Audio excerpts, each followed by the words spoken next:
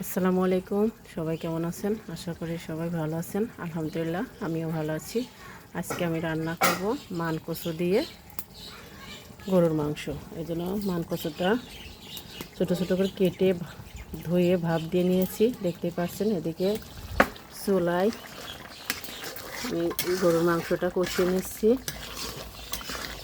দেখেন মাংসটা কষা হয়ে গেছে। এবার আমি কচুটা দিয়ে দেব।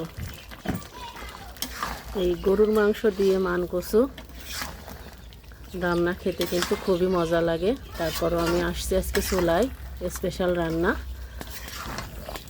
এটা আমি খুব ভালোভাবে কষিয়ে নিব।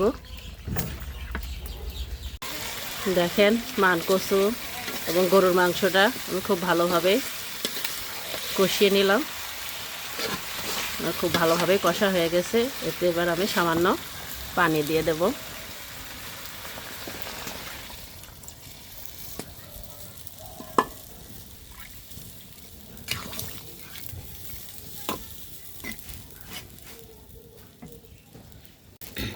দেখেন আমার মান কচু আর গরুর মাংস রান্নাটা প্রায় হয়ে আসছে।